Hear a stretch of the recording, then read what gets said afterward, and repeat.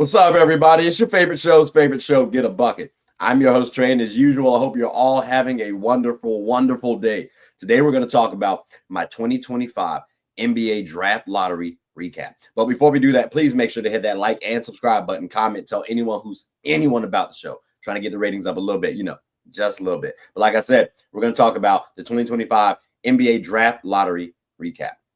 It's a good one. I'm not going to lie to y'all. We have a lot of things to talk about, but most specifically, this is the first time where I actually can say the NBA gave off its rigged vibes to me, like legitimately rigged vibes. And it's quite disgusting. Reason why I say this, the Dallas Mavericks won the draft. Congratulations to the Mavericks, by the way. You know what I'm saying? This is a wonderful pickup for you guys. Like, I think this is a storyline that we can follow for the offseason, into the season, and the future. Problem is, though, where we started from, right? Like, it was not the best. Keep in mind, ladies and gentlemen, keep in mind, we do have history where, you know what, these picks, they've gone this way a little bit, right? We got 2010 when the Heat acquired LeBron James. The Cavs got the first pick. Shout out Kyrie Irving, right? Then we got 2011 when the Clippers got Chris Paul and the Hornets got Anthony Davis. Shout out AD, right? Then we got 2010 when AD went to my Lakers. Well, the Pelicans, they ended up getting Zion with the #1 pick, right? So, we got AD in the mix as well. Then we got to talk about Luka, and we traded him for AD.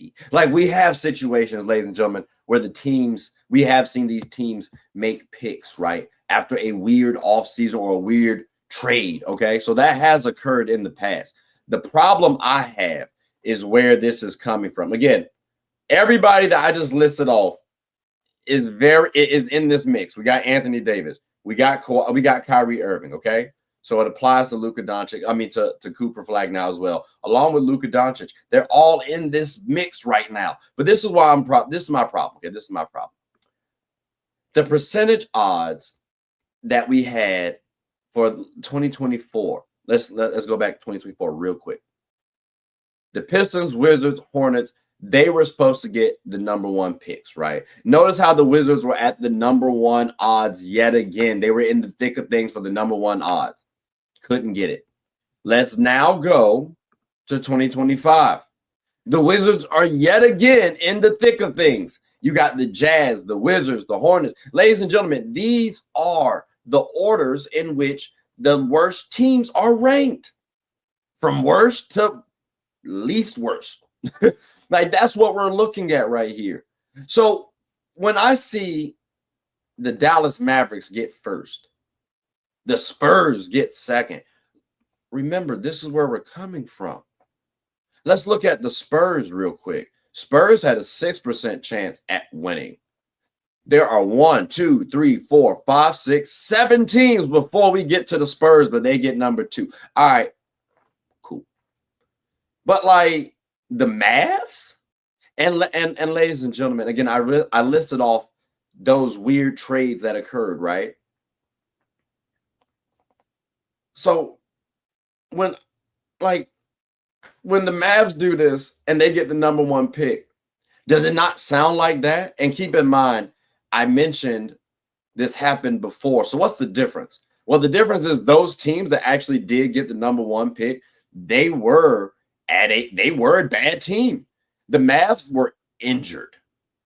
Okay, like the team injuries derailed them. But they were kind of close to making it to the playoffs. But that team gets the #1 pick.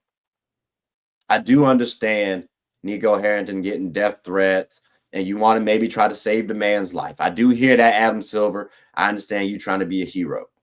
But we are taking away from the game. I've been saying and preaching that the Washington Wizards were going to get the #1 pick and draft Cooper Flagg, when he was going to be coined the American flag. That's right. Cooper Flagg is supposed to be on the Washington Wizards, ladies and gentlemen, because they deserved the right to acquire him, to draft him. They have sucked for so long. Like, that is trash. The 76ers, they could have gotten in the mix a little bit for the one spot. I would have heard that. Because you know what? They were at the bottom of the barrel. The Hornets, although I wouldn't have wanted it to happen, because, you know, I wish better for Coop, because the Hornets organization is just a piss poor. But they could have gotten them. Again, they've been at the bottom of the barrel. The Jazz, not getting them is tough. They're the worst team. And the Wizards is worse because, you know what? They were number 2, second from the bottom for back-to-back years. They saw 14%. And the NBA said, Like, we gotta start looking at we gotta look at the NBA. And honestly, we may even have to question EY a little bit. Like, isn't Ernst & Young the auditors? Somebody over there cheating, bro. I'm telling you right now, the Dallas Mavericks cannot have acquired Cooper Flagg, because Kyrie Irving, Cooper Flagg, Anthony Davis, even if we got AD and Kyrie injured, you still sell the fan base on Cooper Flagg, which he'll hoop, he'll get a bucket, he'll dominate, right? But now you have a solid trio which can work for the present and the future. So I think the Dallas Mavericks are doing some things, but also keep in mind too, this storyline automatically puts Cooper Flagg in comparison to Luka Doncic. So I'm excited because you also got Kyrie, who has now played with both players, and he's also part of the brotherhood. Both of them are Coop and Kyrie. So, you know, you got some Duke fans out there who are going to be following the Dallas Mavericks. Also keep in mind too, the jerseys are blue. So, you know what I'm saying? It might be all right. Like, we got some wonderful things to follow, but it's just giving me rigged vibes that the Dallas Mavericks won. It really, truly does. It really does. Like, terrible optics.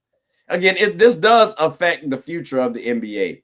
But how about from an NBA product standpoint? Because now we got enough data out here to suggest that, you know what, y'all are rigging these lotteries. And this auditor that y'all have ain't really worth a damn. Like, that's what, if somebody said that, I can't be mad at that statement. Right? Like, the Wizards should have drafted Cooper Flagg. Would have had Jordan Poole, you get a shooting guard, Bilal Coulibaly, Cooper Flagg, Alex Sarr. You can package that for the future, because Bilal Coulibaly and Alex Sarr are part of the French team. So when they go to the Olympics, it's going to be in LA, and they have to go up against their teammate in Cooper Flagg, where he can be coined the American flag. Like I said, would have been solid. But again, though, he's on the Mavericks apparently. So kudos.